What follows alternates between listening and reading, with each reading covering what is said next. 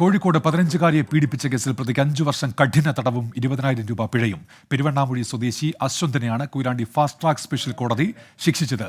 അഭിജിത്ത് മുഴക്കുന്നുണ്ട് ഇപ്പോൾ കോഴിക്കോട് നിന്ന് വിവരങ്ങളുമായി. അഭിജിത്ത്, വിശദാംശങ്ങൾ.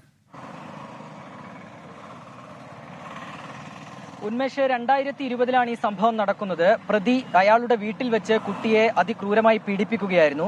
കുട്ടി പിന്നീട് തന്റെ സഹോദരങ്ങളെ വിവരം അറിയിച്ചു. തുടർന്നാണ് ചൈൽഡ് ലൈനിൽ ഈ സംഭവം അറിയുന്നത്. ഇതിനു പിന്നാലെ തൊട്ടിൽപ്പാലം പോലീസ് ഇയാൾക്കെതിരെ, അതായത് അശ്വന്ത് എന്നയാൾക്കെതിരെ കേസെടുത്തിരുന്നു. ഇപ്പോൾ അതിന്റെ വിധിയാണ് വന്നിരിക്കുന്നത്. കൊയിലാണ്ടി ഫാസ്റ്റ് ട്രാക്ക് കോടതി 5 വർഷത്തെ കഠിന തടവിനാണ് അശ്വന്തിനെ ശിക്ഷിച്ചിരിക്കുന്നത്. ഒപ്പം 20,000 രൂപ പിഴയടക്കാനും വിധിച്ചിട്ടുണ്ട്. ഉന്മേഷ്, അഭിജിത്ത് മുഴക്കുന്നാണ് വിവരങ്ങൾ നൽകിയത്.